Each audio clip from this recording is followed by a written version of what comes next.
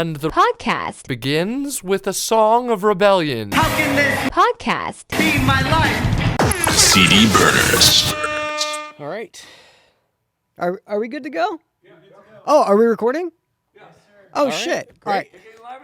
Yeah, we're live. We're not live. Okay, we should keep the slate in. That's funny. Hello, everybody.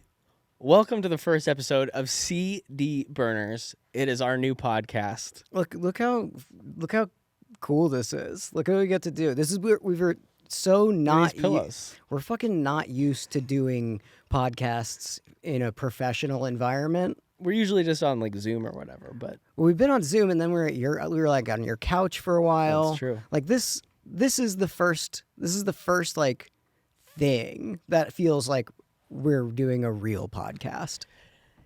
well, Morgan, do you want to tell them a little bit about what this podcast is? I actually was going to ask you to do that. You want me to do it? Yeah, I kind of want you to do that. It's you're better at explaining shit in a way that normal people can understand. In a way that's just not like rambling. Yeah, I'm going to go. Sure. Yeah, I got it. Yeah. All right. CD Burners. So what we're going to do, we're going to take an album that is being played by a band at When We Were Young Fest. For now. This is something that we've wanted to do for a while. And then they announced the When We Were Young lineup, and every band is playing an album. So we were like, I don't know every single album super well that's being played. Why don't we start our podcast off just by picking one album from each band, and let's do a deep dive. Let's go into the liner notes. Let's pick the tracks that we would put on a mixtape, that we would burn onto a CD, and let's dig into what made those albums special. We're going to have special interviews from different artists. We're going to reach out to people who produced the albums or were around when the albums were being recorded, have people send in like voice memos, really just kind of like get into the thick of these records. I wouldn't say it's like an album review show per se, but more of like a deep dive exploration into one album at a time. I think what is interesting about what we're going to do is kind of get the feeling for what the fuck it was like being around that time when that album came out, talk to, friends of the artists, talk to the like fans of that artist, get these like snippets that you couldn't just look up or just know by listening to the album. I think that's kind of like, I always found that really interesting when I was like, fucking 15 in Tucson and you're recording an album, like the stories and the bullshit that happens in the studio and the people that were around. There are always those fun stories and there's always like the fun lore about these, like, especially in this scene that I think you have to like go a little bit deeper. And I think that's what we're going to do. I mean, look, if you guys have ever watched a podcast with TJ and I, you'll know I am the least organized person in the entire world. You're going to notice that in this a lot. And I don't know. You printed out notes over here. You're like asking for a highlighter. It seems like you did a lot of prep. Okay, because I'm actually nervous. I'm a little nervous to do this because I'm like, oh, this is good. Like, well, I feel like I'm really reining you in here. On Emo Night Radio, you were kind of just roaming free, chatting away, saying whatever. Yeah, I was just came talking about to your head. I was just talking about my dick all the time. I talked about my dick for like 2 years on Amazon. So this podcast, I'm saying, Morgan, we're doing this with some structure. We got segments. We got different parts of the podcast that we're going to hit. We're going to introduce you guys. We're going to do fast facts. We're going to do an album summary. We're going to do some standout tracks. We're going to dig into the liner notes on some of these records, see if there's anything interesting. And we're going to also come up with some suggestions for new bands that you guys might like if you're into these albums. Yeah, we're going to do the whole motherfucking thing. I need to get comfortable. I need to relax. I love this. This is like my favorite fucking thing to do in the entire world. And I'm like, what? Like, why am I so nervous in front of you guys? We've been doing this for fucking ever. It's a new thing. And it is interesting because, like, there's no way to know. Like, I know people who like they're devoted to music and knowing everything about like every genre in the entire world and like being really, really, really motherfucking like in it. And we have a company called Emo Night, and we're I like, feel like we're gonna expose ourselves a little bit. we're here. gonna no, dude. That's the thing is we're going to, because some of these albums that we're gonna review, bro, I didn't fucking ever listen to. Yeah. Like I did just the truth, and I learned them like after we started Emo Well, Night. you are old, I'm an old fuck. I'm old as fuck. and some of these albums came out. Dude, some of the albums that we're doing like came out after we had started Emo Night, which is funny. Dude, Like, and I wasn't paying attention to it. because we were just like, oh, what are we gonna put? You know, like, Yeah. a lot of these albums, I'll tell you, a lot of these albums came while I was on heroin.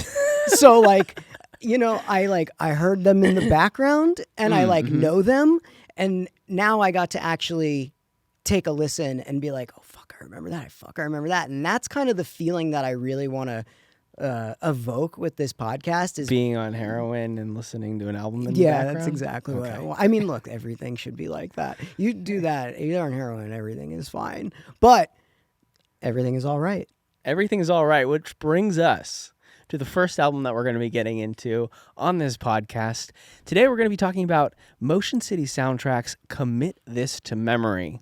This album came out in 2005. What were you doing in 2005? 2005 was my sophomore year of high school. That's a good ass year. It's the best year. That's the best year. Yeah. Because you're not a freshman, but you're not like jaded yet. And I don't know, you're just like discovering yourself. 2005 was such a good year. Yeah, It was the best year for Warped Tour. It was the best year for the scene. dude. I think that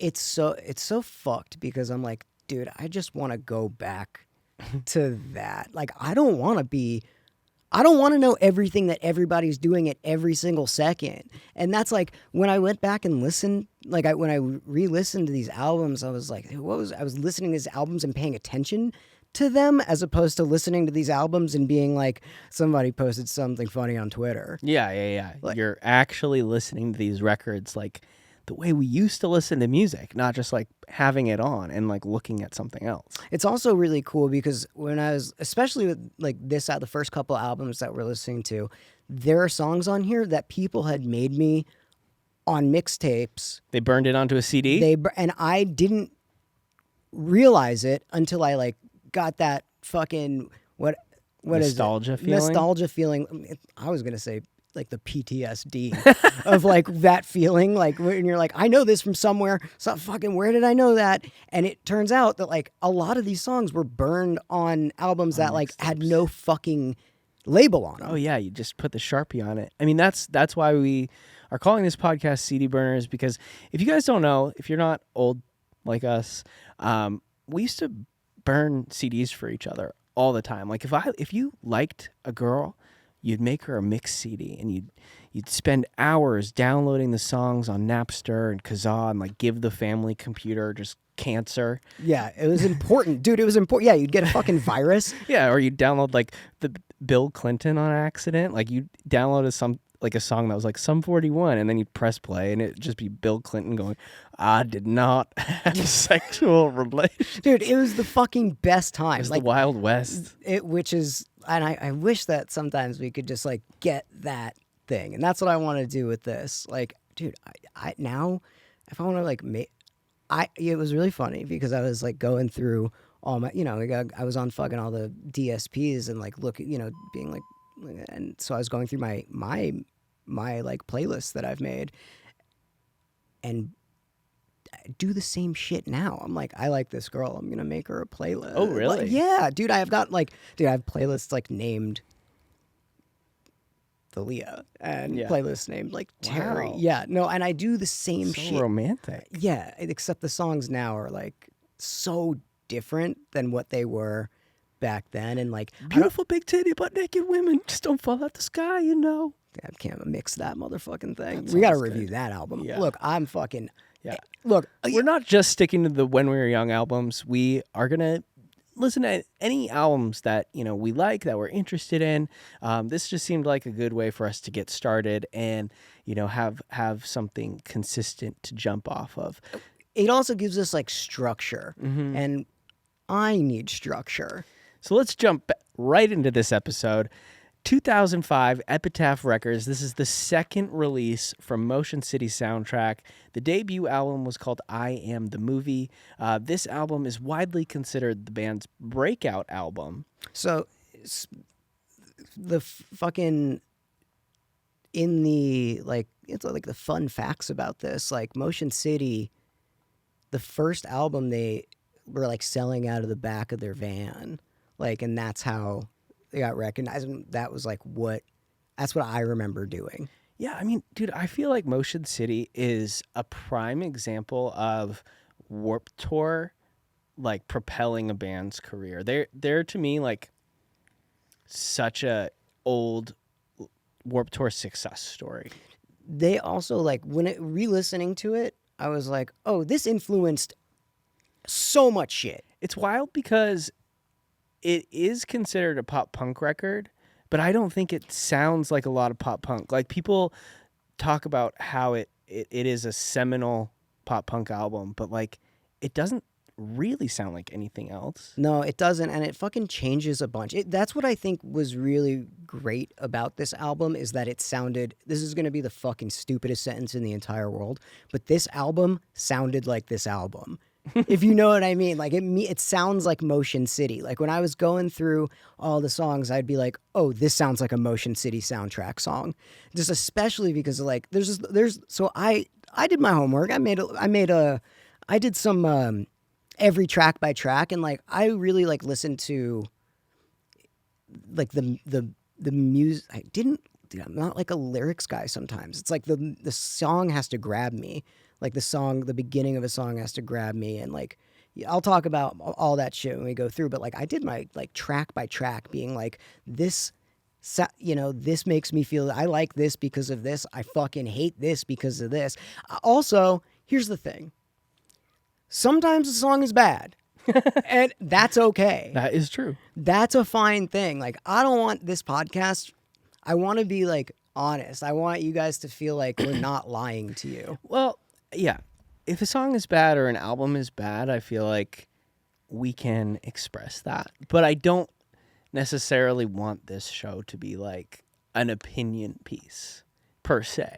Like, I think it can have a lot of that, but like, we're not album reviewers. Like, we're not Anthony Fantano. You want to know what's fucked? Is like, I think it's really, this is going to get me in trouble, but I think that like writing about music and giving your opinion on music is fucking, I don't know why anybody would read it or listen to it. Like those things. Like, why don't you just listen to the album and think if you like it or not? Yeah. Like, I don't get it. And I would love for somebody to honestly, like, whatever, in the comments, be like, this is why I like.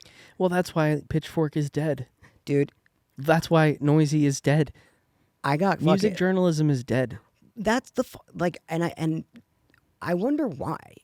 Because it's people aren't concerned with that anymore. Also, most people's music discovery is done by algorithms. It's done by algorithms on Spotify. It's done by algorithms on TikTok. Smart. There's no editorial needed. The computers are doing it for us. Look, you guys, if you've never seen us before, you're going to realize that TJ is really smart and I'm really fucking stupid. So, like, my big thing, right? Like, my big thing is, like, I don't understand if something got rated, like, a 4 and you were like, this is a 10 to me. Yeah. That's what should matter. You know what was funny is, like, Pitchfork always refused to write about albums from our scene. And when they did, they were just like shitting on it. Why? Do you know why? Because they were just like two cool hipster guys. Like, it was all just like about that like hipster culture. And for some reason, like this kind of music, these bands were just never allowed.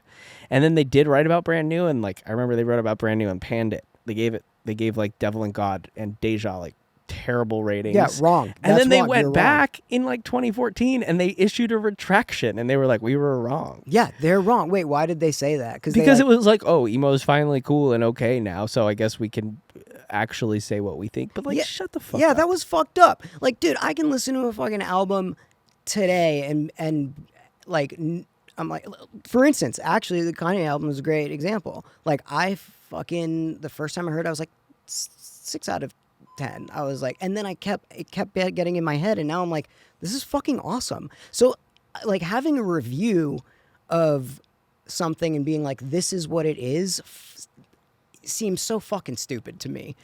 Like, I might sound crazy, but it seems so fucking dumb. All right, let's get back into the record. So this was Justin's attempt at doing a little bit more storytelling. He was more influenced by artists like Ben Folds, Tom Waits. I think you can hear that a little bit. Also, this album was written while he was struggling with sobriety. Let's go. I'm sure you read about that. Oh, yeah. He came out here to L.A. He was living with the founder of Epitaph Records. They were going to AA meetings. Let's go.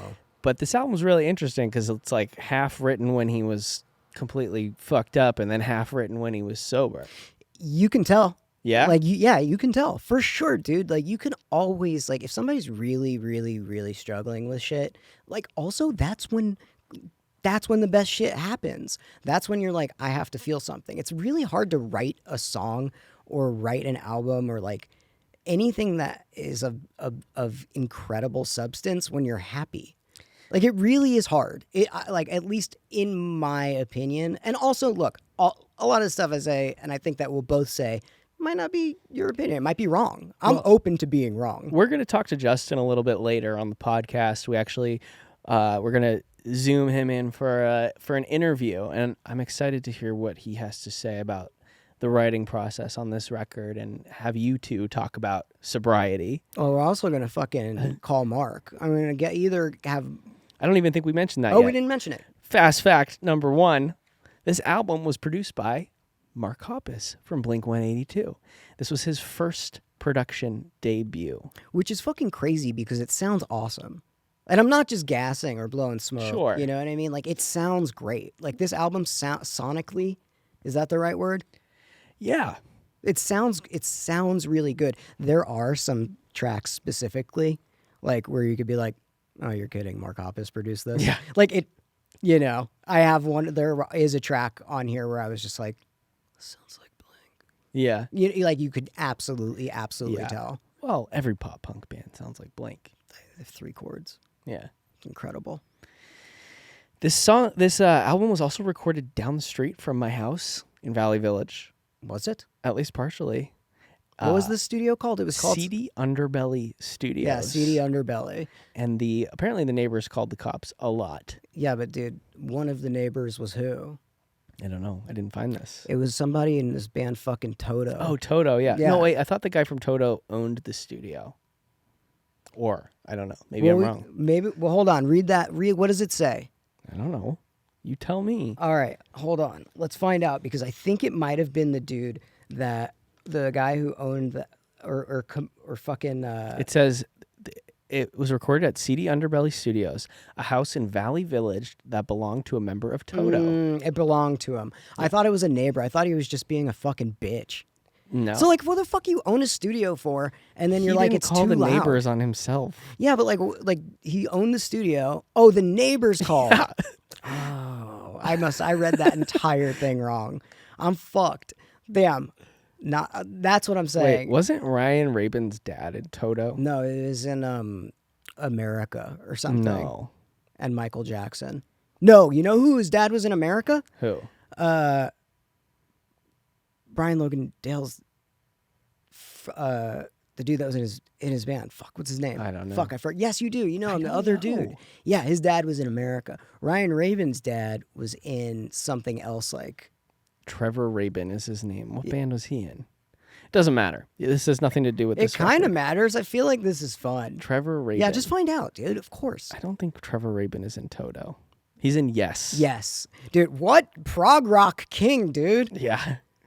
I had no idea. This changes everything for us. Those guys help us a lot. The people that we're talking about, they produce a lot of stuff for when we do like live events. Another fast fact about this album, the biggest hit, Everything Is All Right, still their most streamed song on Spotify. Let's see how many views or streams it's up to now.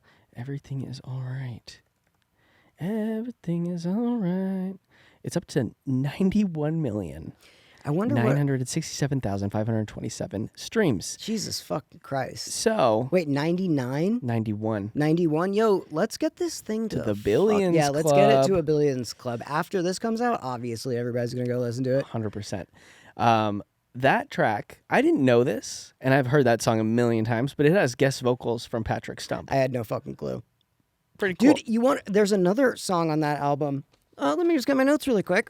That I think, and I didn't have the liner notes. Like, I didn't have the fucking thing. And I was like, I think that's Mark in this. Yeah. He does, right? Yeah, it's dude, it's fucking... What song is he on? He's on... Mark Hoppus Motion City soundtrack. He is on. This is why I wanted a highlighter, because I went through every fucking like song, and you want to know what's funny? Maybe I will just go and give my opinion, like if we can run down some of these songs, because I do love what I really want to do is like I love listening to albums in full, and that's like what fucked me up like in the past couple of years, because artists would put out singles, like, and it was just like single, and he's on track number 11, Hangman. Yes, which I think is a great track. Should we see what I wrote about that track? Yeah. Let's see. Hangman. I like... Dude, this sound Hangman. I sound like a fucking fourth grader, dude. I like the way this song sounds sonically. I also like when you're like, hey there, that's the name of the album, and it's not the name on the track. So I guess this track actually features... Commit This to Memory. Commit This to Memory. I do like that. I love it when you listen to a song and it's not the name of the track, but it is the name of the album or something else that the band has referenced, and it doesn't name it anywhere. I like that. Yeah. That's something I like. Totally. And I said, Mark feature. But again, interesting choice of trying to squeeze a ton of vocals to sacrifice top line melody, which is something that I found, and this is my opinion, all my opinion. I like during this time, especially with like Fall Out Boy and Panic at the Disco, I don't know when people started. Well, this was like like you said, this was like a diary. Yeah, I mean, he's talking about substance abuse, his psychological disorders, OCD. So I understand like fitting so many words, like trying to say as much as you can. But when I'm like listening to a song, it's like so much, and it's harder for me to,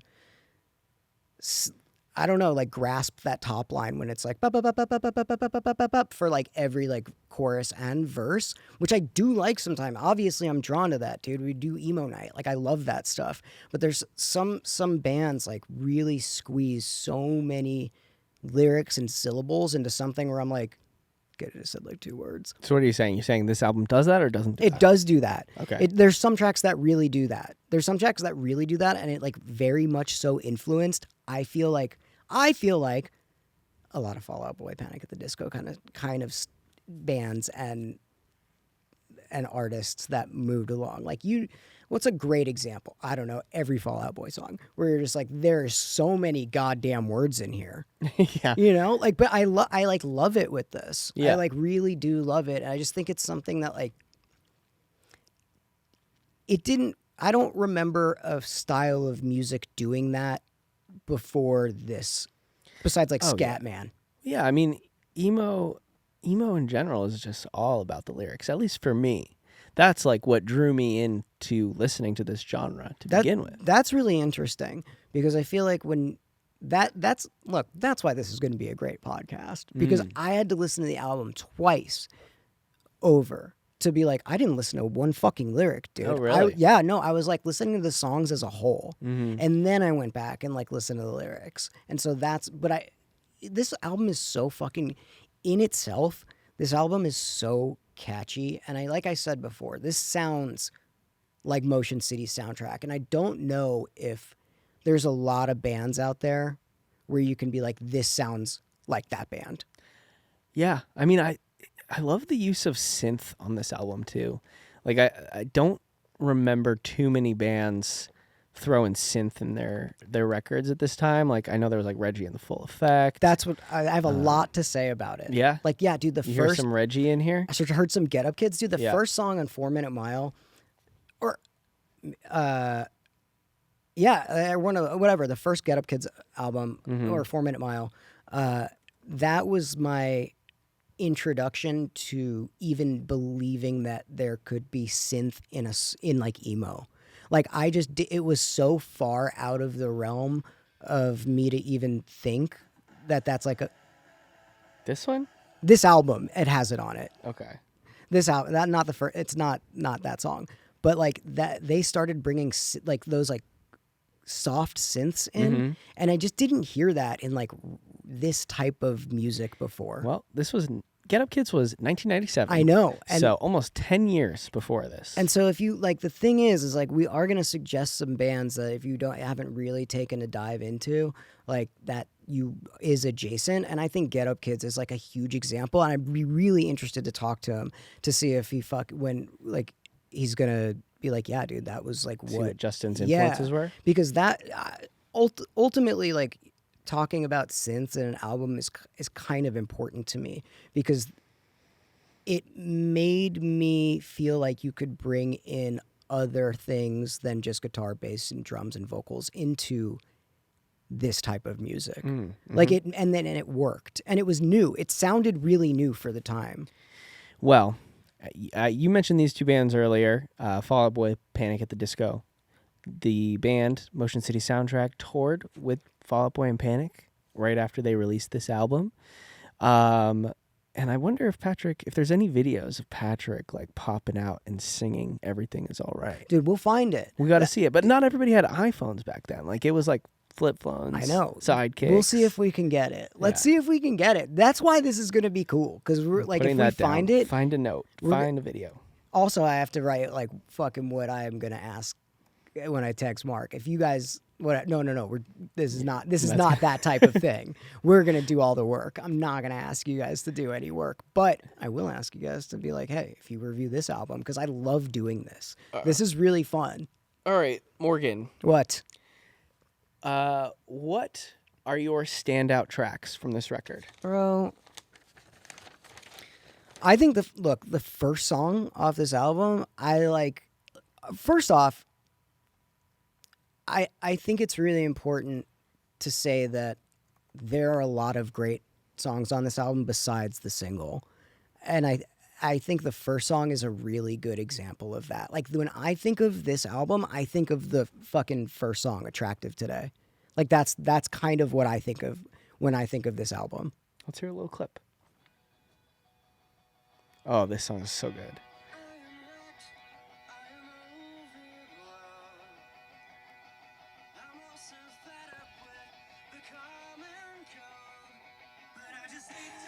Here's a synth.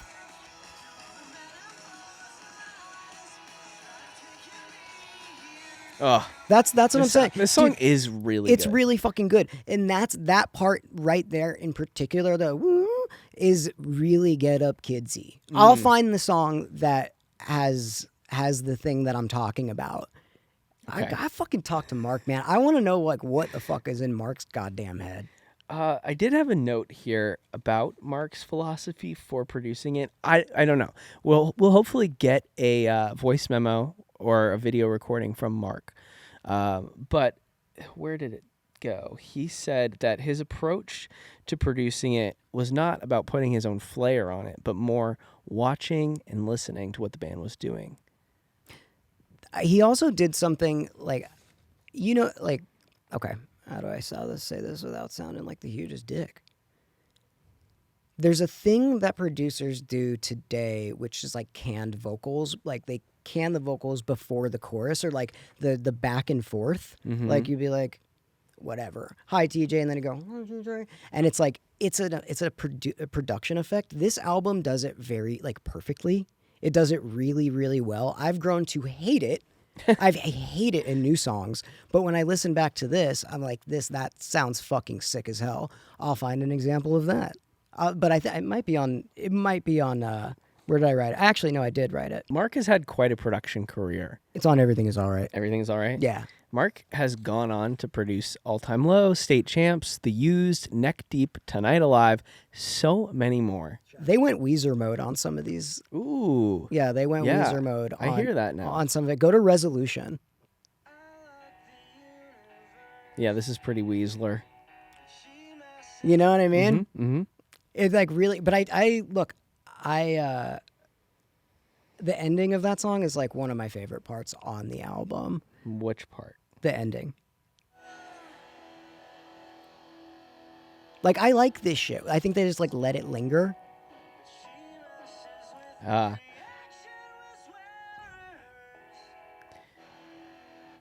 I hear what you're saying. This is giving like Jimmy Eat World to me a little bit. Okay. It does the last song on this album. The last song, I want to, fuck it, dude. Let's skip through it. Let's talk about Well, these. these are supposed to be your standouts.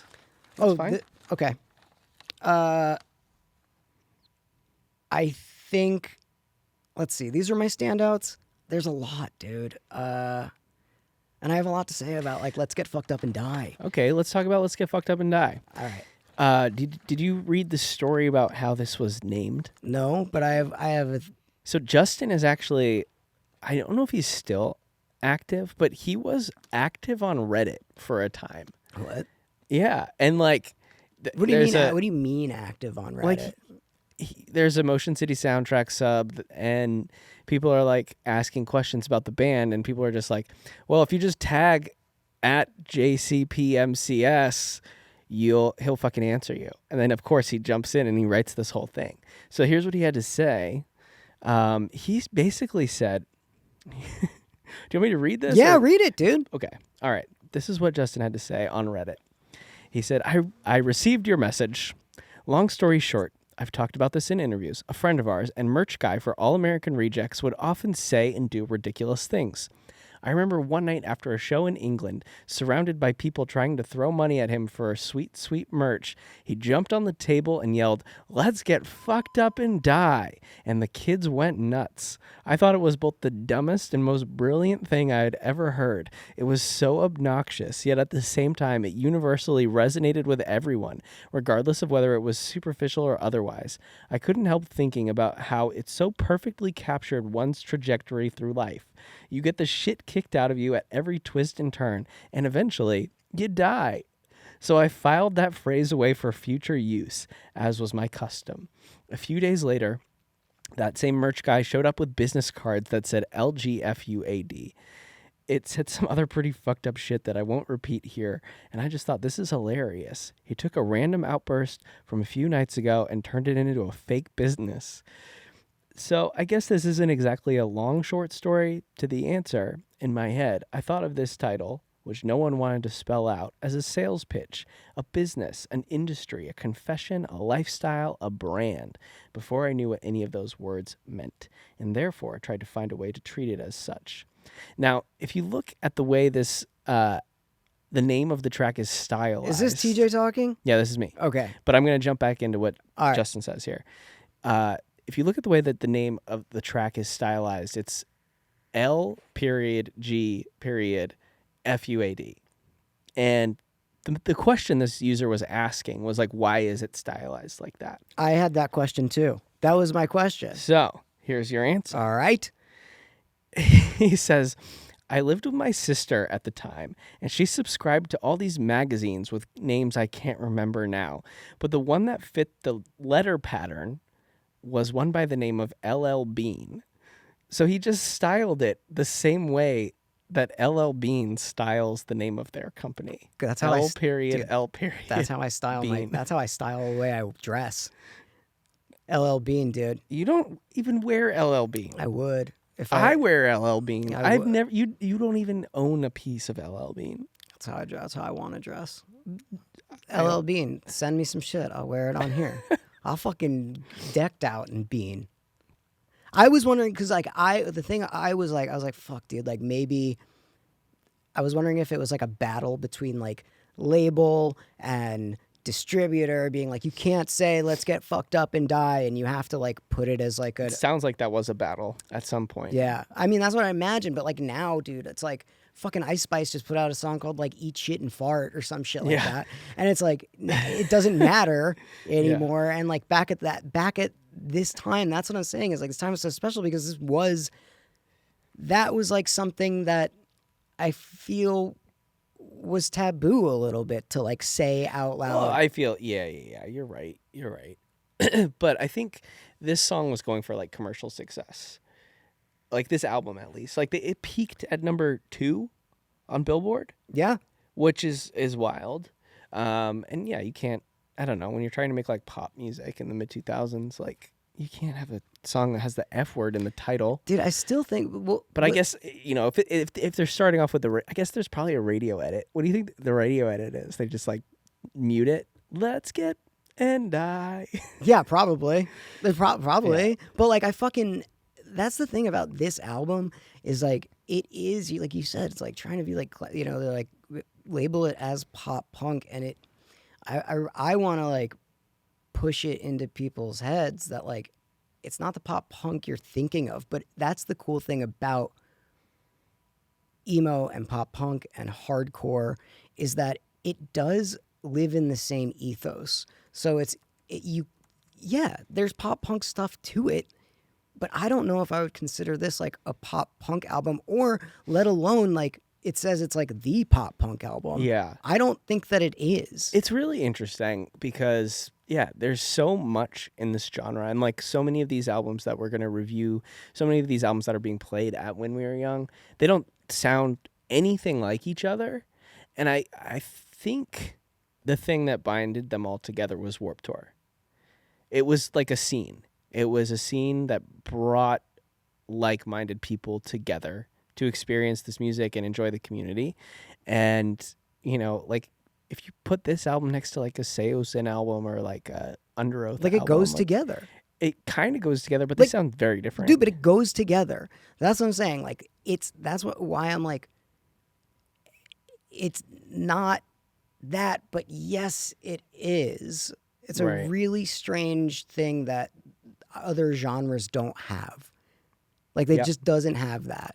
It's like this all is together. And like you said, like it was a community and a scene. And I think that is also why it goes together, because they're bands that could be played on a stage next to each other and it worked. The same like the people that liked that band also liked that band. Yeah. So it's like it's way easier. I think it's easy to describe this album as a pop punk album, but I think it's way more than that. I would consider it more of a pop album. Yeah. Like definitely. It sounds to me like a pop, like the songs are catchy, They right? are, yeah. The songs are catchy. But I guess it does have some of those like chug verses, which that's how to get me. Mm-hmm. If you write a song and you've got like a chug verse, like you got me. Yeah, you already got me. And what they did on this album was like chug verse with synth overlay. You got me twice. I'm going to jump back into Justin's Reddit post here. He had a side note. It'd be so funny if he was just like on Reddit calling everybody bitches. And like yeah, just go to his profile and see what he's commenting. Yeah, whatever they say on Reddit. He says, side note, the same merch guy once worked for Jack's Mannequin, or maybe it was something corporate. But rumor has it one day Andrew opened the door to his trailer and was nearly knocked out by a killer cloud of marijuana smoke. After it cleared, he saw this merch guy sitting there in his underwear. It was like 90 degrees. He was smoking a fat joint, drinking a bottle of Jack Daniels, and counting rolls and rolls of merch cash. This guy sounds sick as hell. Without missing a beat, the mysterious merch guy jumped up and yelled, "Fuck yeah, we can live like this." And that became Jack's Mannequin song, Holiday from Real. I have so much shit to say. I know this is not a Jack's Mannequin reveal, but the first time I got sober, right? I was on a like in some rehab in Orange County, and I was listening to that song in particular. And it was the first day where I was like, I would rather not drink than drink. And I still wanted to drink, but it was the first time and the first time ever where I was like, I think I can not do this. And I was listening. You said, "Fuck yeah, we can live like this." That was the song that I was listening to. I remember exactly where I was. I remember exactly what I was doing, which is fucking, if you guys will get to know me, I don't remember anything. I have no memory. And that is a pivotal moment in my life, at least.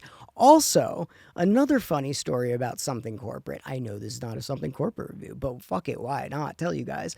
So when we were growing up in Tucson, we had a band called Table. I was in an emo band called Table for One, which I'm gonna find the CDs. And did we fuck it up? No, Are we're we still okay, we're going? okay.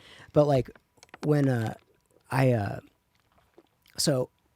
was a small band called Table for One, in Tucson, and Drive Through Records had called us out to go and meet with us, and this was Richard and his sister at the time, and he invited us into his house, listened to the album, was like, "This is awesome. It's between you and another band." And then he's like, "Do you want to hear the other band?" And it was Something Corporate. And so like, Were you like, shit? yeah, I was like, "No, you should sign them. That's fucking awesome. Like, do that. That's bad. No, this is not good for us. You do that. That's a good thing for you." So Wow. anyway, that's some side note Something Corporate story. Wow. All right. You want to jump into some liner notes? Yeah, I'd love to. Okay, so we already talked about it. Patrick Stump contributed vocals on Everything Is All Right, Hoppus on Hangman. This album, you mentioned earlier that you loved the way that it sounded sonically. So it was mixed and engineered by our friend Mark Trombino. Get the fuck out of here. Was it? Yeah, so we're gonna hear this guy's name a lot, Mark Trombino. He worked on a shit ton of your favorite This records. is my favorite, dude. He's a fucking hero to me. He played drums in an emo band called Drive Like Jehu. He has worked with Jimmy Eat World, Blink-182, The Starting Line, Motion City Soundtrack, All Time Low, and most recently, Donut Friend. Dude, He has a donut shop here in Highland Park in Los Angeles. Shout out Donut Friend. Go there if you live here. I think they have a couple locations now, but a lot of the donuts are named after emo bands, and that's because of Mark Trombino's history as an emo record producer. Dude, when we were first getting started, remember when we went to go see him and we had that picture there? Yeah. It's that was like, I tripped the fuck out meeting this dude. He produced like seriously and was in some of my favorite, dude. Drive Like Jehu, like you said, you're like, oh, that's an emo band. If you listen to that now and never heard him before, Yeah. I don't like, and people like kids now or people that like think what emo is, I don't think that they would say No. that's an emo band, but But they're like wave one or whatever. yeah, which is like honestly, like that Drive Like Jehu album is Yank Crime is like one of my 1994. favorite albums of all time. And What were you doing in 1994? See, I was 10. I was 5. Yeah, see, I was 10. So what was I doing? Probably smoking dope. I was probably smoking cigarettes, dude. Probably smoking cigarettes, like playing with worms. That's what I was doing. Another name that I kept seeing on this, on the liner notes here, is Tom Lord Algae. I don't know any of you production nerds out there, but I used to fuck around with Pro Tools and stuff and make recordings in my bedroom and in, whatever. Dude, we have to like, once we start getting a couple of these down, Yeah. we should start playing some of the stuff that we did on here in these like little clips. So Tom Lord Algae,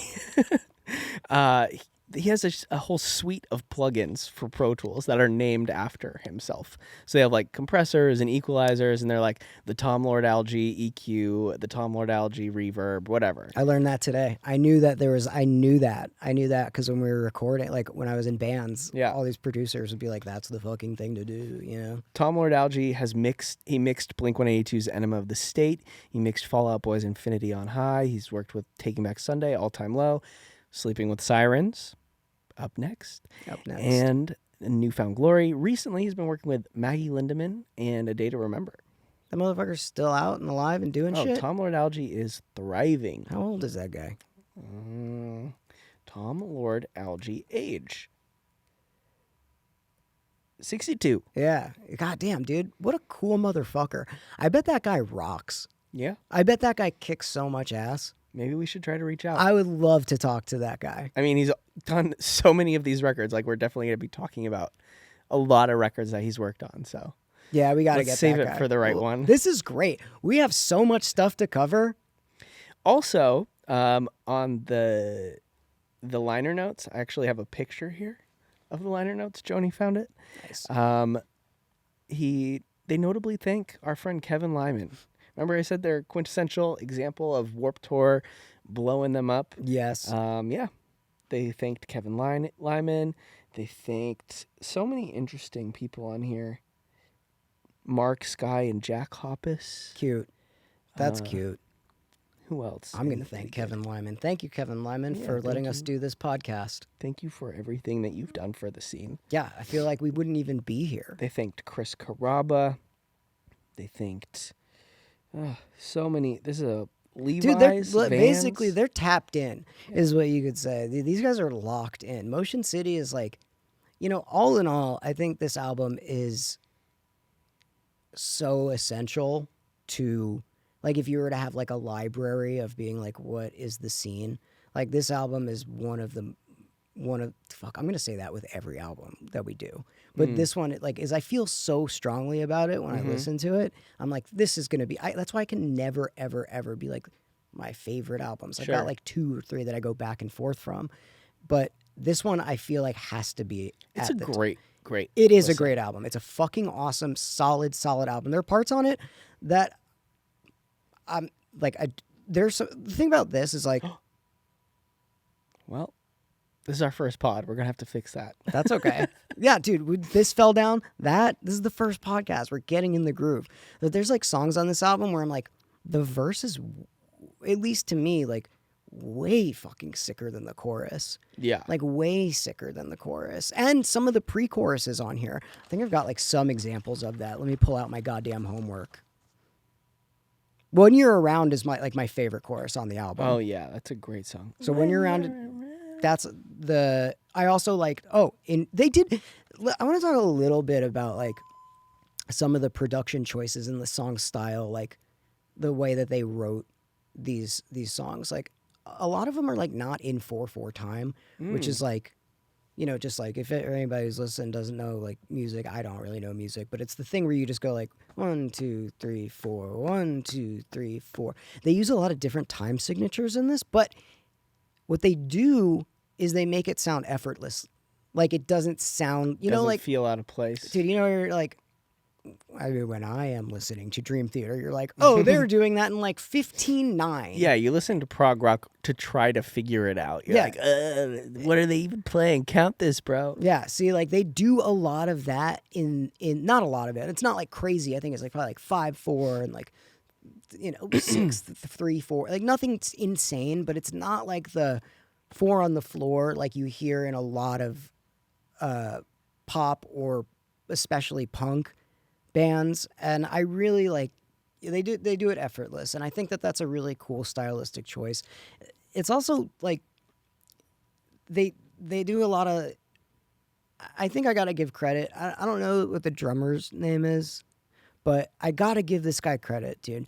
It's a really solid drumming album, in my opinion. Like there's nothing. It's not like Travis Barker where you're like, oh, that you could listen to the drums by itself and have that be Tony Thaxton. Yeah, I gotta give shout out to him because it's fucking solid, and he Shout out to the Thax man. Dude, he makes some really, really solid choices on a lot of these songs with like hi-hat rolls and like just it felt like he didn't have to do it, but he did it.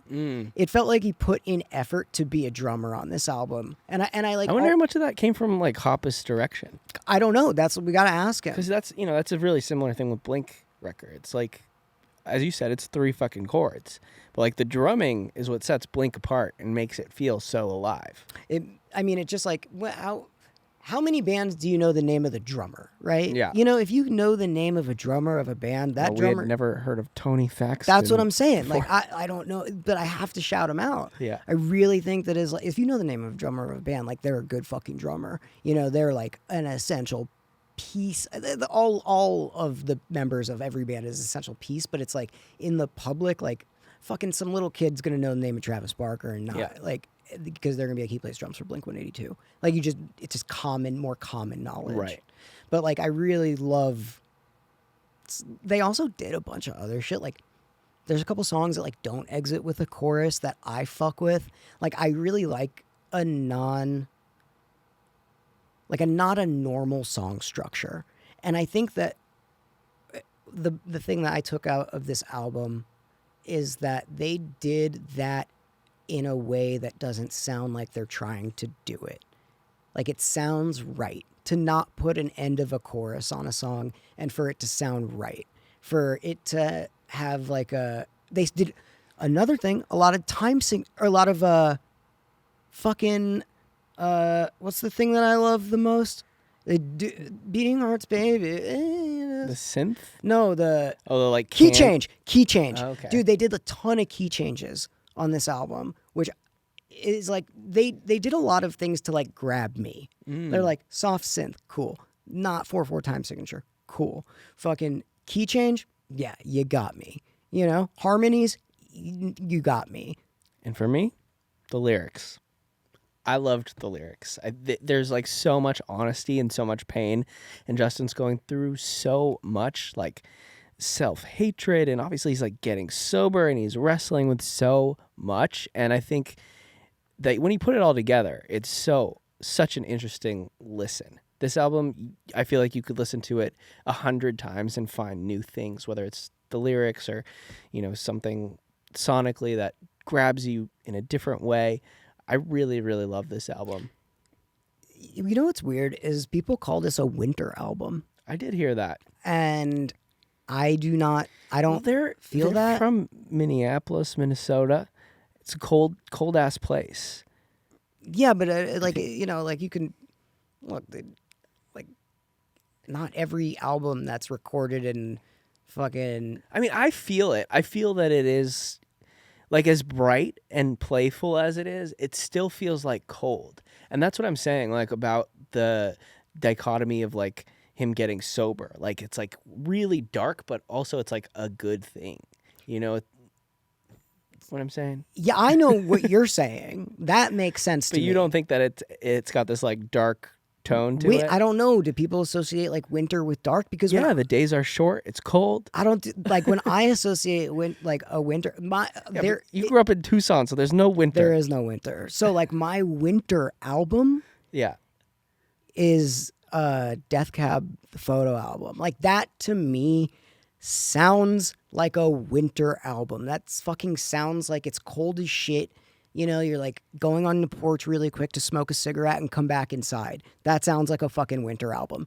This, if I had to say, this thing sounded like a fucking spring album. Okay, fair. I would love to see like why somebody would be like, this sounds like winter. Well, we got to wrap this up. We're on our last section here. It's called If You Like This, You Might Like That. For me, I listened to this on the plane back from New York a few times, and then I also got a text from Cove Reber from Seosin, and he sent me a new song from his band called Le Tired, and they're putting out a song a month. It's Cove and Joey from The Used, and I listened to that song back to back with this album, and it felt like it would fit right in. The only thing that was missing was a little synth. And that by the time this podcast comes out, that song will be out. So go check out that project. It's called Le Tired from Cove and Joey. And, you know, maybe we could have them re-record it and add some synth and then put it out on Graveboy. Dude, let's fucking do it. You guys are going to come up. What you guys are going to hear in this podcast is us coming up with ideas in real time, and then we'll probably do it. So this is going to be a really interesting... This is so fun. I love doing this. I hope you guys are enjoying this. You know, fucking talking. I have to say that if you haven't heard these albums, if you haven't heard any albums by the Get Up Kids, it was a little bit before your time. If you haven't heard like early Jimmy Eat World, like Clarity, those albums are like, I think, what is there's a second Get Up Kids album. What's that one? Holiday? No, that's the single. The Get Up Kids. It is called Something to Write Home About. Something to Write Home About. Yeah. If you listen to Something to Write Home About and you listen to Clarity, you're going to be like, oh, this is the trifecta. This is the three things. This is the triangle that... They all go together. They all go together. The Trinity. Yeah, and those two albums that I mentioned are in my top 10. All right, guys. We got Justin Pierre waiting for us in the wings. So we got to hop on over to Zoom and let's see what Justin had to say about this album, Commit This to Memory. We'll see you next week on CD Burners after this interview. Goodbye, Bernie Sanders. Goodbye, Burning Men. Justin, how are you doing, dude? What the fuck is up? I'm hanging in there. I just came from some fascia work. Do you know what that is? No, what is that? I guess fascia is that thin layer of, I don't know. They say like if you ever eat chicken, it's that like thin membrane that's like skin like or something. I don't know. Anyway, if everybody has it, and apparently over time it can shift and like make your muscles all weird and your body not work right. So I've deduced over the last couple years of being miserable and in pain that and doing PT and all this stuff and none of it working, that I have to go all the way back to this, and then I can move forward through PT and try to actually get my body better. Well, Anyway, wait. Did something happen, or is it just like genetic? I think it's a combination of genetic and also just jumping around on stage for years with a guitar on one side of your back, or shoulder, and I've got all this crazy pain. Basically, I'm just an old man complaining about his body now. That's where I mean, me and you are in the same boat, dude. You want to know what? I had to get both of my hips replaced fucking like last year. It's almost been a year.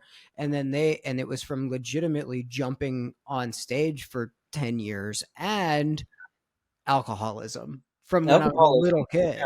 Yeah. Isn't that wild, dude? So I very much feel you in the like everyday like pain situation. It's just like, oh, are we fucking old, or is this like what's supposed to? I think this is just how people feel. Yeah, or taking care of those things.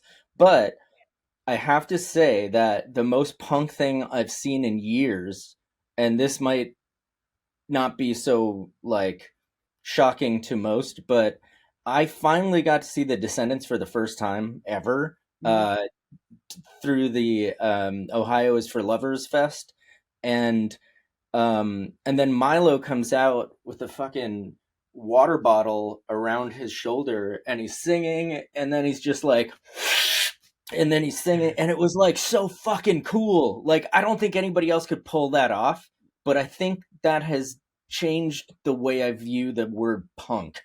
And now it's like, oh, that, I don't know, it just makes sense. It's like, just do whatever makes sense to you. And I think that's where I've landed in it. And I don't even know where I'm going with this tangent. Yeah, I very much understand it, because there's certain times I go to shows and I'm like, oh, this is the epitome of like what I thought it would be. And it's the exact like opposite of what I thought it would be, if that makes sense.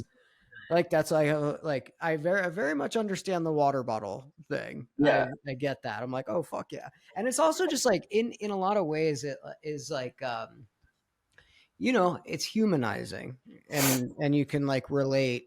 I'm like, oh yeah, we're everybody has the same issues that we all do, and that's like like I like it when I see shit like that. and what I'm saying is like to the younger punks out there, I think being punk rock is taking care of your body. That would be my advice, dude. The thing is people could scream that at me, like my heroes could scream that at me from fucking the rooftops, and I would have still done the exact same thing. There's like, you know what I mean? Like as much as I want to be like, yo, like start taking care of your shit right now, it's just kids are gonna be kids. Yeah, and I think when you're young, you're, what's the word? Dumb as hell. Yeah, and you can't die, or at least that's the mindset, and so you do stupid shit. But I do think that, like, I don't know, man. I'm glad I crawled out of all my stupid shit. I mean, now I'm just dealing with the aftermath and what all of the drugs and the alcohol were supposedly helping. You're kind of left with the stuff that you never dealt with, and mine is a lot of anxiety and just realizing how truly neurodivergent I am. And I had the fucking fans to thank for that. Like, they told me who I was based on the music and the lyrics they were hearing, which is fucking crazy. So Well, I it's think like, this is a perfect segue into talking oh, about this album, Commit This to Memory. okay, Um, yeah. we did kind of a deep dive on this record, and I know you were kind of going through a lot of that kind of stuff when you guys were making this album. Do you want to talk a little bit about that? I mean, I think I was, my girlfriend at the time called Brett Gurewitz after I had, I don't even know what happened. I'd probably done like a ton of drugs. I was drinking. I ended up in the ER. And from the ER, she called Brett. I was supposed to go record an album in like a couple weeks. And, and he was like, get him on a plane and send him here. I'll get the ticket and whatever. And so she did. And then I think I drank like 6 gimlets or something before the flight just so I could make it through. I remember I showed up and he was like, wow, you look and smell like shit. And and then I was like, yeah. And then he's like, all right, well, you're going to go in my guest room. And after a few days of sweating this out, we're going to take you to 90 meetings in 90 days. And that's what happened. And it didn't take, right away, but let's see, 2004, 2010. It took me about 6 more years of actually trying to be sober for the first time. And then, it just, I don't know what happened, but in 2010, I had my last drink. I can't explain it.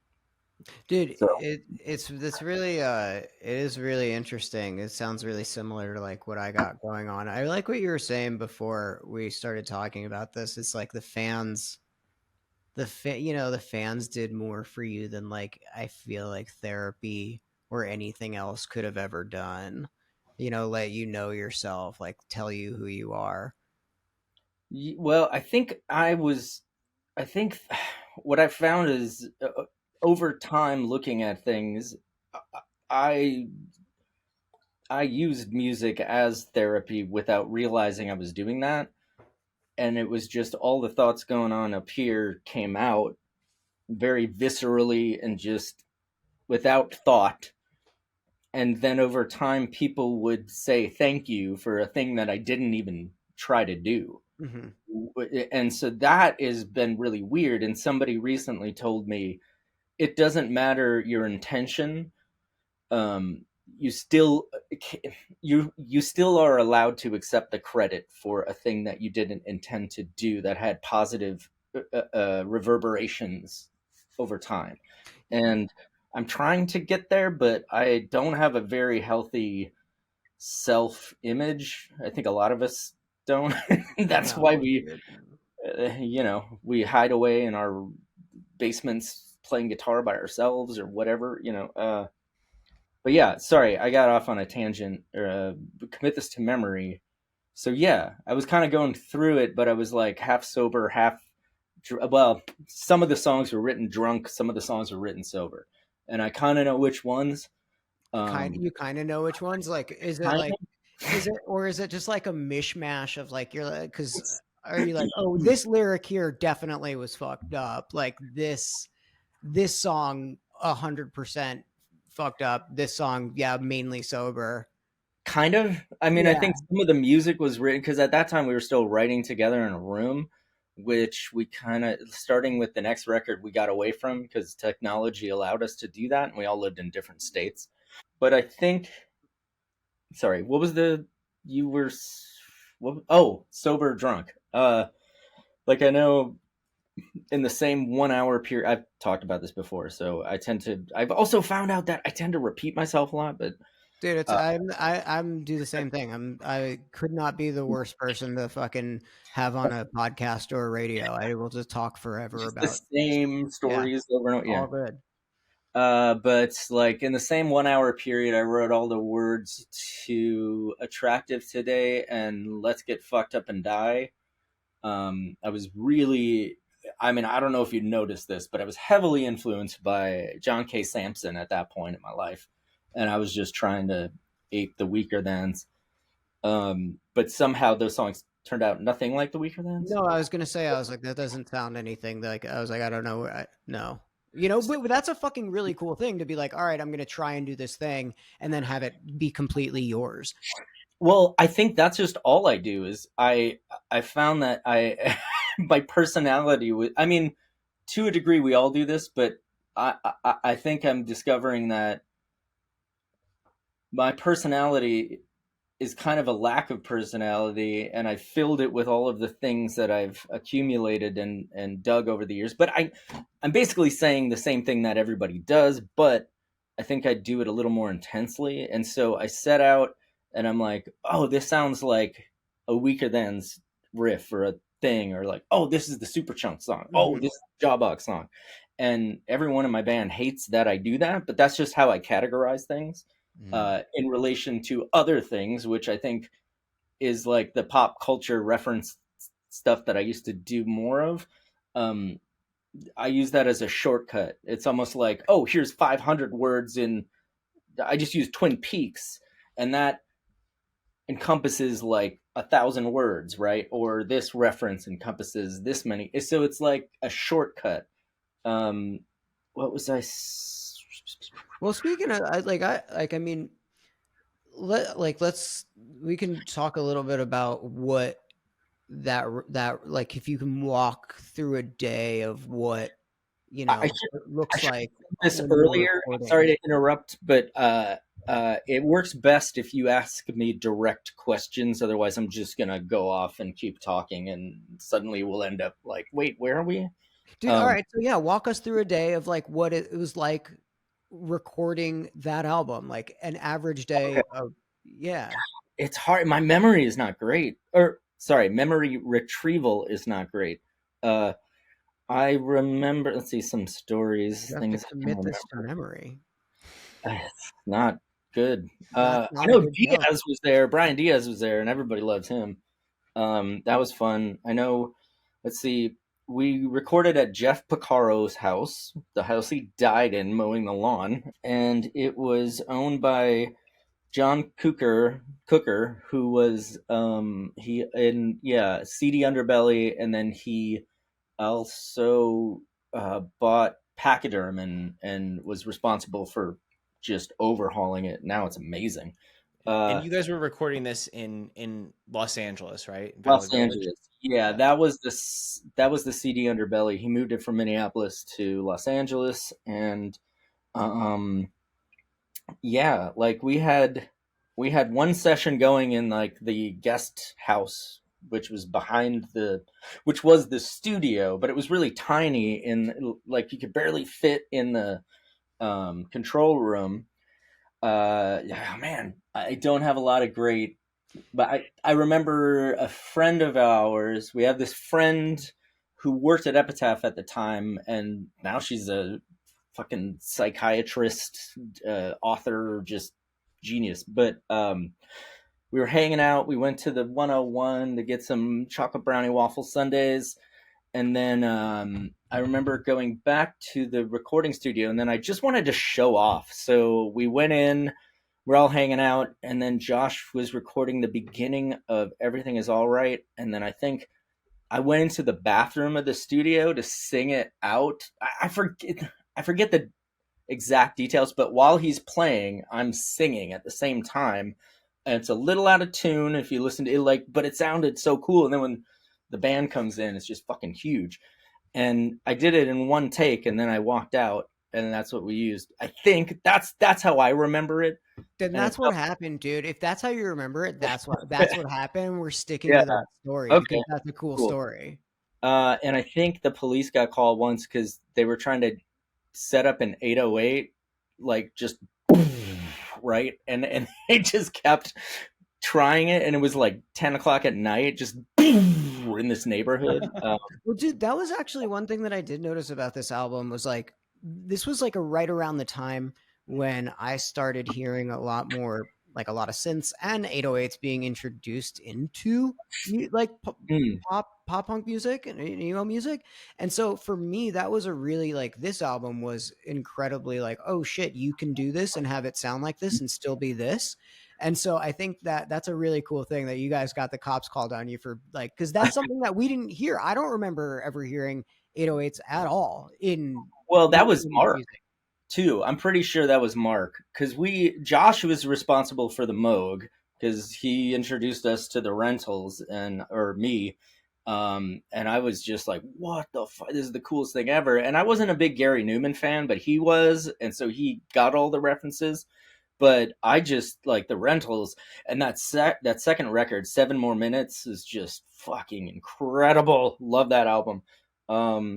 And so that's why we had the keys in there. And what's interesting to me is, like, I hated most of the music of the 80s with all the keyboards and stuff. And then we go and have a keyboard in our band. Like, it was just really weird. Brother, I feel the same fucking way. Like, I remember the first time that I heard that Get Up Kids, that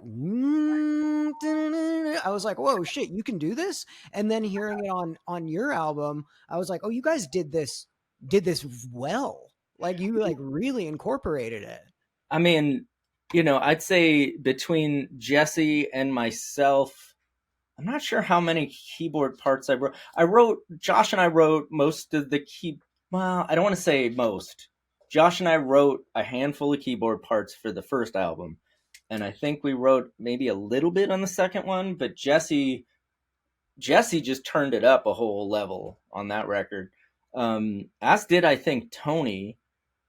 But what's so weird, because the parts that Tony and Matt played on the first record were were influenced by the parts that were written by other people. And then, Tony had been playing with us for a year, so he made those his own and added stuff and took things away. But with with Commit This to Memory, it was kind of the first record that all 5 of us wrote together at the same time in the same room. So even though it's a sophomore album, it's kind of the first in a way. Well, yeah, that was a question that we had too, is like, I feel like, the sophomore album is so crucial in the careers of so many bands, and that's kind of where everybody finds their sounds. What kind of challenges did you guys face knowing this was the sophomore album?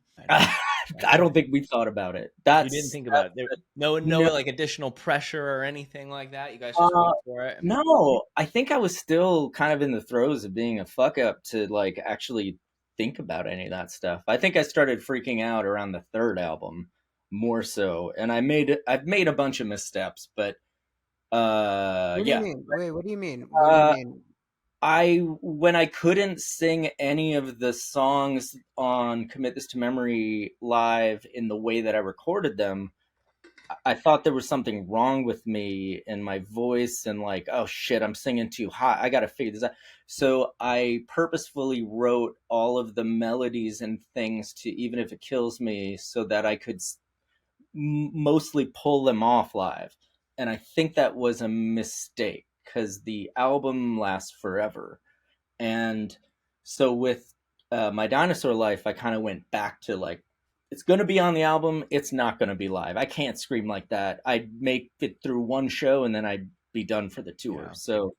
So live, I totally fake it. Like, I'm singing head voice when there's screams, and nobody hears it because they hear the record in their mind while I'm hitting the note. And there's, so I've learned how to play live because my voice is not, I'm not built to sing. I'm not really built to be in a band, and yet I am. Well, that's a really, like, I mean, to me, that makes for a really interesting album, right? Like, the Commitment to Memory look, I hope you don't take this offensively. That, to me, that's what it sounds like. That album sounds like a guy that's like, oh, you know how you want things to sound, but you're not really supposed to do this. You're not supposed to really be here, but somehow you managed to be here, and it managed to be influential and like stand the test of time. Like, and I think that's like when you go into something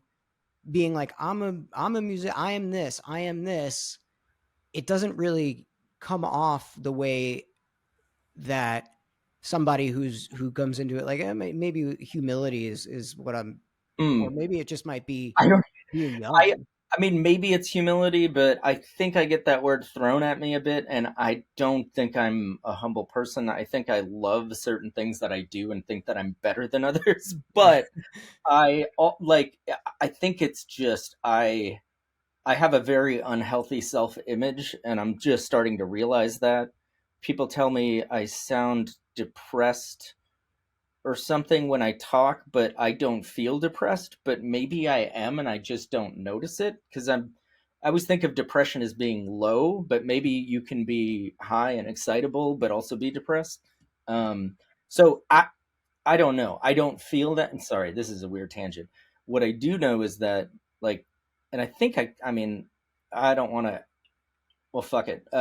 But Josh and I both got diagnosed with ADHD around the same time in our 40s. And like, I tried medicine and I was really worried about the speedy, the Adderall. Yeah. But then they said, like, for people who actually, well, here's a weird, okay, I know we're supposed to talk about commit this to memory, but this kind of ties in. Look, I did a lot of drugs. I did a lot of crystal meth in 97, I think, for like 3 months. And during that time, I was going to college, and it was the best. I got the best grades I ever got. I like could focus. I remember I get all my homework. This is not. I'm not saying do drugs, kids. I am saying don't. But what's interesting is that that is a speedy drug, and it's supposed to bring people up. But what it did is it just calmed me down, and I got great grades. I got all my work done in 3 days, and then I party for 4. Like it made sense. So then when I took the Adderall, it worked and it calmed me down. And I'm like, I went to my wife and I'm like, I kind of feel like good, like just like anything is possible. Is this like, do people walk around feeling this way all the time? And she's like, well, I mean, yeah, kind of. And I'm like, really? Huh. That's so weird. So you don't walk around like you're having a panic attack all day, every day, and like you're just freaking out? And she's like, no, I don't think anybody did. And I'm like, oh, wow. Okay. So yeah. Well, that's amazing. That's amazing that you were able to find a solution Oh, like I that. mean, TJ, didn't I just tell this to you like literally like a couple days ago? Because I had the same thing, and I have the same exact thing. Like, except I don't like the way it makes me feel physically, but when I take it, I'm like, oh, I can not go off on tangents and get things done, and I actually like feel like how everybody is supposed to feel. But I also believe that that's like, if when I take that away from me, it's not me. And I think that is what is attractive to me about you, to you. That's what's attractive to me about you, is that you are who you are with all of those things. Yeah. I used to And call them idiosyncrasies. yeah, But maybe they are diagnoses now, I feel like we probably are. We could go to the doctor, and the doctor would be like, "Yeah, you guys have the exact same things." Oh, well, I have done 3 neuropsych tests because I'm insane. And I found out all like like the first one said ADHD, the second one said no. The third one said yes, definitely ADHD, but possibly on the spectrum, all of these things, right? And I um I cannot tell if by learning this stuff I then integrate it into me and believe it, or if it just allows me to be more of myself and not like I have to be something for whoever I'm in front of. And I don't, I've spent a lot of time guessing when it comes to human interaction. At least that's how it feels. It feels like I'm just winging it because I don't understand a lot of stuff. Um, so yeah, I guess the point I'm trying to make is like I was very much just going about my day, just existing when we were starting out and writing these songs. And so it feels weird, especially this album, because I was half fucked up and half sober, and so it's this weird like concurrence of 2 diametrically opposed things happening at the same time, which I think that's the only record that has that. And the first record was, I mean, I was in the I wasn't like partying. I mean, I wouldn't even call what I did partying. I would It, call it no, sad man alone in his yeah, it's room. sad. It's sad. You drink. Yeah. Yeah, it's not. But Um, partying is like when you're 14, 15. And yeah. then the rest, when you drink like us and use drugs like us, it's not. Mhm. That's not partying. Yeah. And yeah, and so I guess now it's about actually dealing with the stuff that wish I had dealt with when I was in my 20s. But yeah, but and now when you got kids, like my kid, I worry that my like insanity that I wasn't even aware of was happening. I'm wondering how much that affected her growing up, you know. But I think the good thing is that she can see a person getting help and getting better, and that is possible. So I choose to view that as the like good thing, as opposed to like shame spiraling, which is something I definitely do.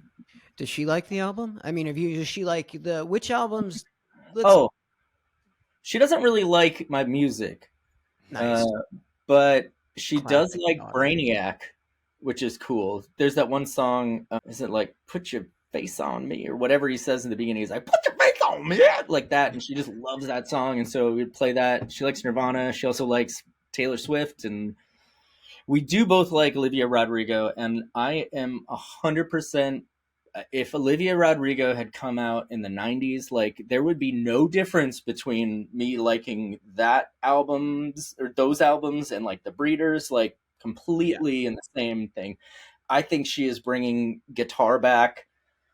I think it's a great thing. I feel like she is responsible for a lot of the, you know, resurgence of interest in bands like ours, you know? I So agree completely. amazing.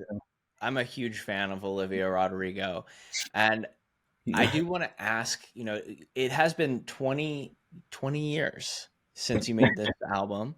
And, just speaking about guitar music and thinking about, music from this time and from the scene, this album was so influential and the impact is so lasting. Did you ever think that it would be something that you're like, we're gonna be doing a 20-year anniversary tour. We're gonna be playing this at a huge festival in Las Vegas 20 years from now. No, I thought I'd be dead. That's one option. Two, until like around my dinosaur life, I thought of myself as a failed filmmaker, not a musician. Like I couldn't even say I'm a musician for a living. Like it was so weird. And my goal has always been to make movies, and somehow my friend Shane came up with this phrase, which is amazing. He said, "Instead, you failed sideways, dude." And what we both did, because he was a professional rollerblader, and then he developed epilepsy, and then he became a filmmaker because he was the guy that always shot his friends skateboarding and shit. But yeah, oh, this is my favorite Tom Waits quote. It's super random, but I think this is what I and most of the people who I think listen to my band and dig it um, have done. We have taken what most people see as liabilities and we have turned them into assets. And I guess if there's anything I've done, it's been that by not thinking, by being such a fucking freak and a weirdo. And I say that with, total respect. Um, I think by doing that, I leaned into the weirdness as opposed to try to cover up it, right? And I think all the weirdos and the freaks, they latched onto that and they're like, oh wow, he's one of us, or I'm one of them, And I Well, think that has been the biggest, best thing to happen, because I love people. I just don't know how to talk to them. I But can tell you somehow that through music, you've connected with all these people, and that's well, amazing.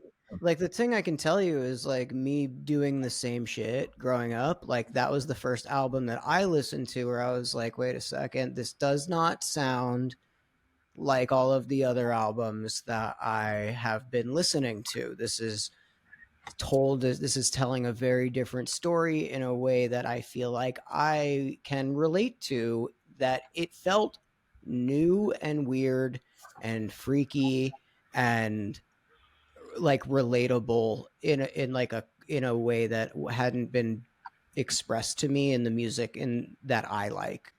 I just have I don't know what to say to more, that other than thanks. 2 more questions, and then we'll let you go. We Okay. want to be respectful of your time here. I noticed, I feel like Warped Tour had such a big impact on the band's career. And I noticed in the thank you notes, you guys go out and thank Kevin Lyman. I know that I definitely bought some Motion City soundtrack merchandise at Warped Tour. But can you tell us a little bit about the band's trajectory, playing Warped Tour, and how the Warped Tour affected the band's career? Well, I think Warped Tour was, I mean, it was huge for us just getting in front of that many people. But I would say that I don't know if I ever felt comfortable there, but I don't know that it had anything to do with Warped Tour. I think it had to do with the older punks seemed so cool and so scary. Not like I was afraid of them, but they were just so cool that they were scary to me. Right. And so I never really hung out or felt like I fit in. And then I also lost my voice so easily. I had to like hide and just, well, I say that, but maybe I didn't have to, but I hid in order to not talk, because when I'm around people, I'm just incessantly talking. And then by the time we got older, I was like, I don't like, nobody would talk to us. And I don't know if it's because they were scared of us or because they just didn't like us. But the whole like, sorry, that's the negative part where I just felt like off. But I enjoyed playing in front of people. I enjoyed signing and like talking to them, like getting to say, "Oh my God, how are you doing? What do you? Oh, I love that shirt. That band rules." Like, "Oh, I just saw Cursive at the thing. They were amazing." Like that part of it I loved, and then also I spent more time with like Lisa and the people working than I did with the bands, if that makes sense. So for me, my love was getting to actually interact with people, playing in front of a lot of people, even though it made me nervous as shit. But like when I did a good job, it felt good. And then just hanging with Lisa or just seeing people and saying hi, even though they all like, they intimidated me, but I like the working staff a lot. Yeah. Oh yeah, and I would always Beth Rabel and I would always serve dinner and stuff. And I think one year after I saw Everything Is Illuminated, I donned a Eugene Hoots voice, and like I had these fake hair, like these emo haircuts, and like I think there's video of it, but I was like, it was just a really weird, I don't know what I was doing. Dude, it was a weird ass time. Here, so TJ fucking brought this up when we were recording the album, and he was like, "Yeah, a lot of people say that this is this is something I heavily disagree with, but we wanted to get your take on it. Is that people were like say that this is a winter album? Have you heard that? And yes, a lot of people. I think it's because of the Hold Me Down video. Or I say resolution in it a couple times, and New Year. Yeah, I think that's it. Right. Because it does not fucking, to me, it sounds nothing like what I would consider a winter album. And I feel like I might have said this on the podcast, but I feel like a winter album is like the Death Cab for Cutie, the photo album. That sounds, to me, that sounds like a fucking winter album. Okay. Yeah. Like, this sounds like a springtime album. That's what I thought. I thought it was like summer, like just let's do this, Yeah, motherfucker. That's what I'm saying. All right, see? Yeah. I mean, that's just me. But like the other thing, like, I've had like jock-looking dudes come up to me and go, "Let's get fucked up and die!" Woo! Like, and that's what they got out of the song. It's the complete opposite of what it's about. But like, who am I to argue with that, right? That's once you put it out there, it's not yours anymore. No, it's what everybody makes it to their, and that's why I think it's so special to everybody, because that was, like I said before, that album like showed me something different than I hadn't seen before, so it really threw my trajectory into a place of being like, oh, there's a a possible realm of music in this genre of music that you can go into without having to sound like the things that came before, exactly trying to do you fucking created I think that this album to me like created an entire generation of albums that wanted to sound like it. That's interesting. I wouldn't know what those albums are. I only know what albums I was listening to that I can hear in the music that we've done. Mm-hmm. I'm trying to think of what I feel like. I don't even know if I've talked enough about this record. I feel like I'm just talking about mental health shit, but Yeah, it's sick. I like it. Uh, Dude, I mean, here's another thing. Like, so here's the big thing on this album that people that are gonna probably come into here to want to hear about is the guy who's been dodging my texts, Mark Hoppus. oh, Like what was because I've been trying to get him on here, but I think he might just be in Australia and his texts are going green. But like, a little bit about because this is his first album that he produced. yeah. And like for you guys, what was like Blink was, I don't know, was that something intimidate? Like what was that? Oh, Tell me, like give me the whole fucking thing there. And like I can. This may or may not be correct, but I believe we were in Europe, and Josh just really got along with Mark, and he was talking to him all the time. And I would think I was just scared of everybody, so I just kind of hid. But we noticed that coming from his dressing room or their area, like he was always playing Sonic Youth or Fugazi or The Cure or just all these bands that we loved, right? And then Josh was talking to him, and like Jerry Finn had just died, and Mark was saying like, yeah, we got all this equipment that we bought to make this, the self-titled album. And that was the second album of theirs I had heard, but it was the first one where I was like, holy fuck, this band rules. Like I really love that album, and I didn't get the music that kind of came before it. I really still think that album is super special. But so like all that stuff was going on, and then Josh just asked him. He was like, would you want to produce our second record? And Mark was like, yeah. So unheard songs, we hadn't even written any. He was like, yeah, let's do this.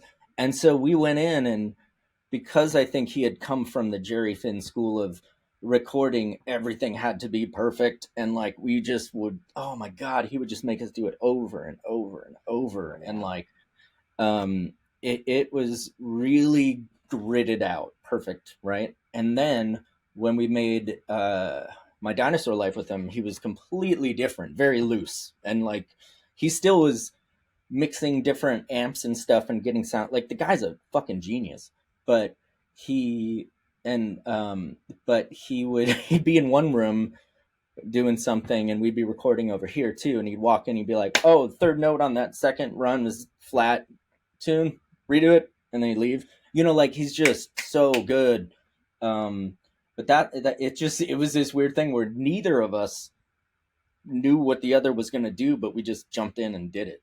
So I think that kind of adds to everything else that has come before in this podcast. It kind of makes sense. From what you're saying, it sounds like Mark is pretty serious. It sounds like he gets pretty down to business in the studio, and that's such a juxtaposition. Yes and no. Stage yes and persona. No. Okay.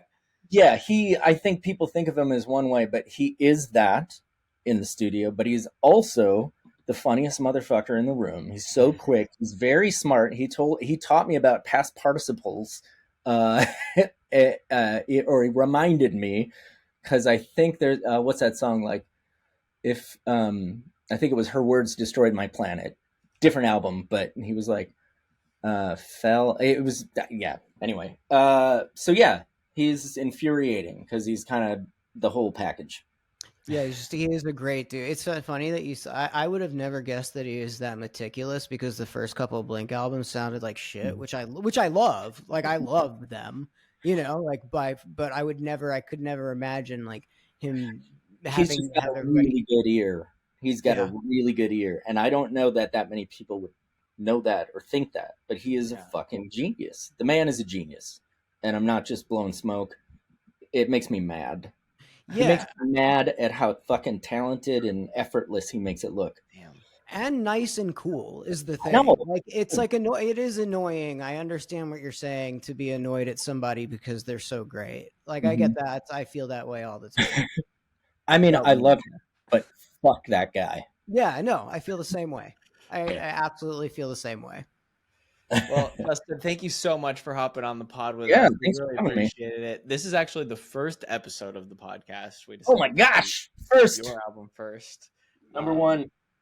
So thank you so much for doing it and making it so special. And we had such a great time dissecting the record and then also talking to you today. So appreciate it. Dude, we Wow. got to get you back on here. I really want to, like, in general, I'd love to Mhm. just talk to you, not on anything specifically. Maybe we can do something where me and you just Oh, fucking yeah. go the fuck off, and then we make a 7-hour podcast. Oh, I love it. I don't Yeah. do anything unless it's at least 7 to 8 hours. Let's do that. Let's do that. Hey, really quick, I just like I get on the album. Like, I'm always just interested. Like, what's your fucking favorite song? And what's like, is there anything that you wish that you did differently on that album? Oh, there's so much I wish I'd done differently on every album, but I think what I like about the way I work is that they have to kind of tear it away from me, and then it just has to be done.